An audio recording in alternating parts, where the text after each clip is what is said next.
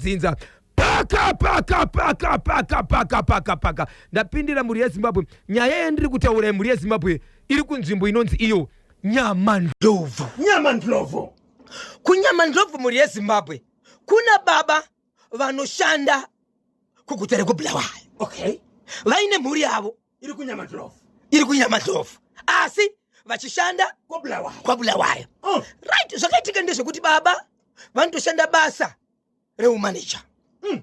Vakabva kuBulawayo vachibva vaenda kuoff kupi kunyamandlovu kumui ndo kunoita 1 week vachizorora vari pamba ende vatori neproject yavo yavainayo pamba semhuri semunhu anoshanda basa rakanaka. Okay.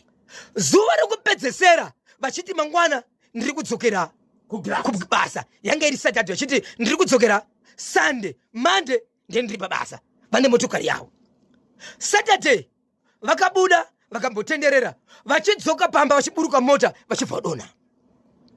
Vaburuka mota vachibva dona munhu achakwanisi takurai munhu vakomana endisai kuchipatara mudzimai driver vamhanyisa motokari vatakura munhu vaendisa kuchipatara kuchipatara chichikuita endisai kuchipatara chihombe achinosvika munhu ikoko munhu achinosvika pachipatara sarai munhu afa. Hapana kurwara kwakangoitika aitobva kuona project ake kuna sei munhu atofa. Vane mwanakomana akaroora anovewo zvakare manager kune imwe kambani. Mwana ari kuudzwa kuti imi ndange ndichionesana nababa nhasi ndichitaura pavideo call kuti ona zvavepo ndichivati ini ndakuda kuti aiwa ndoda kuitawo zvakati sababa nemwana vari kuonesana mune zvanenge vachiita baba vafanei. Mwana anoti iye ini nandiwe ikoko hakuna zvakadaro kuti munhu anongofa sehuku. Mai anoti kufamily ndo makawanda family yawo imomo. Inini ndiri kuti baba ivavo vasachengetwe vasafe baba ivavo vasachengetwa. Baba uchibvoita sei baba mukuru kuna baba mukuru mukoma wababa vake mukoma wababa vane maini kugwanda. Okay. Baba uchibvoita kupopotedzera nemwana pafoni iwewe aungati mise take 4 days 5 days takaungana nenyaya yerufu nenyaya kuti hauna kuuya iwewe isusu wana baba tiripo. So pakaitika zvinhu zvemukoma KB wanga uri musi wa 11 November last year ndo pakafa baba. Anditika baba mukuru veve vakati ndine basa ndichakubva kuvhura maini hazviiti kuti basa rangu rishandwe ndisipo. Baba mukuru achibva tungamirira baba achibva wabikwa mwanakomana hapo. Mwanakomana achibva azoya zvake ataura namai vake. Mwana anoti ndisati ndaziva chakadya baba kunyange paguva pavakavikwa handiendi ndiri kuvatsvaga ndisati enda pavakavikwa. Kana vachizviziva baba ndiri mwana wavo vanotoziva kuti havanditsamwiri ndiri kutsvaka. Okay. Mwana achibva adzokera kuchibva kwadzima nyaradzo akuda kuitwa. Mwana anoti ho mirai kuita manyaradzo toda kuziva chakadya baba vakafanei. Baba mukuru vaya amai kamutorwa havakwanisi kuramba denoroshuwiri binifo wakachwemba communication mukufamba kwedu tiri basi aiti tiri matikitifa tiri basi aiti tiri mukufamba kwedu tiri basi aiti tiri matikitifa tiri basi aiti baba pakufamba kwedu tiri basi aiti tiri matikitifa tiri basi aiti tiri matikitifa po rikiti bo. Baba mukuru chakuronga zvakare zvenyaradzo atitongwe nemwana. Mwana akabva mativa nababa isoso tikangomba mukana kutaura zvaanoda pano achamuka mangwana akutonga sababa saka achiite sei atitongwe nemwana vachibva uronga manyaradzo. Amai kutaura nemwana vana baba vako kwanzi ngatiye manyaradzo patotiwa zvirongo zvakati mwana anoti no problem. Mwana anoti achifamba ikoko nene ndiri kufamba kunoko amai chinyararai ndikakuudzai munorwadziwa but chakadya baba ndaakuchiziva. Baba izvezvi vatori pane imwe nzvimbo yavari kuda kushandiswa. Saka regai timboona. Mwana anudza baba yake vachiti mama baba hongu vakafa but baba ndinavo ndakukwanisa kutaura namutara wangu kunyange vakafa panyika vadzoke but nenzira yandoita sei yandiri kutaura navo. Unorevei mwana kati ehe orai chivanhu baba manyaradzo aitwa kuti aitwa agadzirirwa vanhu vaungana. Baba mukuru vane cheshe vanonamata vatori nechidzobo kucheshi ndo vakavhura maini kukwanda. Vavhura maini kukwanda ndobva vauya motokari dzavo dzatakurawo nemakereke ane mabranches vakasiyana ndokutakurawo nemakereke vachibva uya ipapo. Zvikanzi hama yangu akafa tichiwirirana angasina dambudziko nevanhu iye angasika mate but aiva nechamari dzake utsika mate. Ndoita sei ndichaunganidza vangu vekereke ndounganidzawo hama dzake dzanga dzisika mate ndobva mudhara aunganidza vanhu vekereke ndobva aisa doro zvakare kuti ngavasangane vanhu vese vacheme hama dzangu tichinyaradzana. Usiku papa vanhu vakaimba vanodhakwa vachidhakwa vanotamba vachitamba handei kumapasi 4 dzekuseni dzekuti vanhu vakugadzirira kuti kana richinge rabuda takuita basa tapedza basa.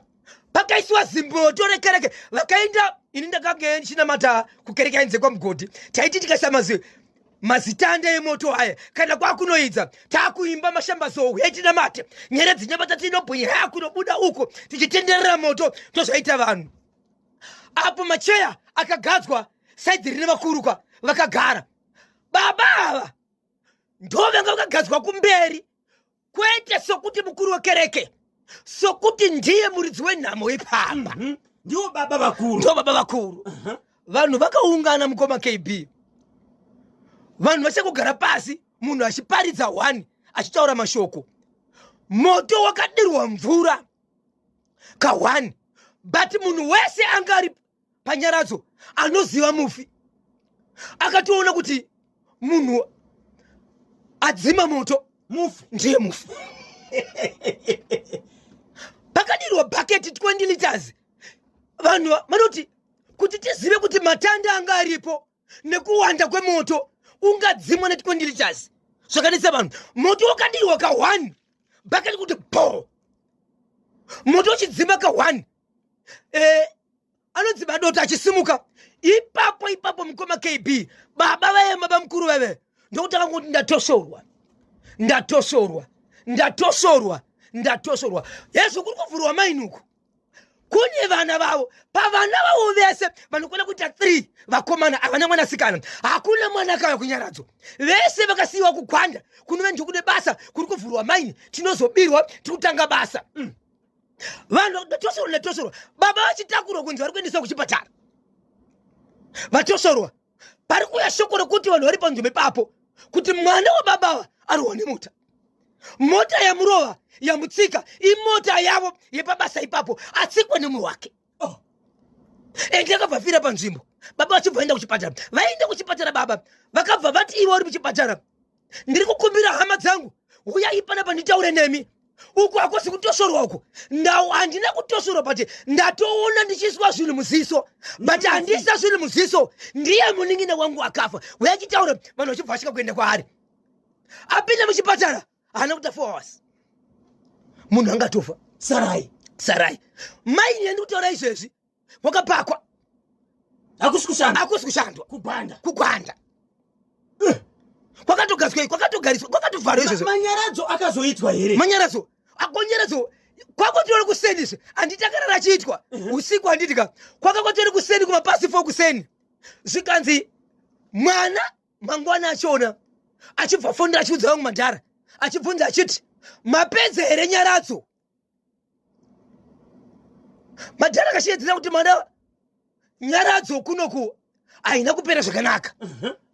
Baba vako vaendesa kuchipatara no baba mukuru saka zvazoitika kunoku hatizivi kuti zvataona here ndizvo. Mungafonera vamwe uchibvunza but vakawanda kusanganisira amai vanova ndiyo muridzi womukadzi nevamwe vana vanga varipo kati munhu wataona ndibaba vagarisana vachiti munhu wataona ndiye mufi but baba munini mukuru vako vatosorwa vaenda kuchipatara pasina nguva mashoko anga achiti vafa. Saka nyaradzo mukomana akashevedzera akati ndakakuudzai kuti kana ndisati ndaziva chakadya baba inini handiuye ikoko.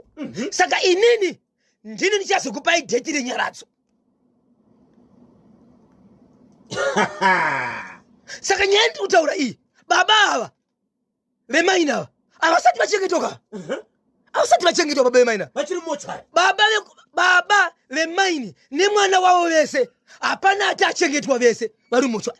Ya pakaipa inyamandlovu machibva chakunyamandlovu family yedziko raZimbabwe 27 minutes past 11 regai katinzwe kuti baba Chirinda vatibatireiko kubvaka kuUnilong mushure kamekambo kano kubvaka kuna Atenda Chinks kambo kanonziko makoti kari kupisa kari kutrenda National FM kuita kudiyana ziri kuita kunyangutana at 11:30 pa National FM ndo pafika nthawe pari manje papa Isabel kambo kanonziko makoti Atenda Chinks mwana wa Comrade Chinks Chingaira makoti ari kupisa. Manje hakuna na makoti vakaita seuyu wekugope. Wakana makoti anouraya kuponda panguva yeunhu zvakaoma. Anyway, rekati mbopinda kamuchitoro timbotengesa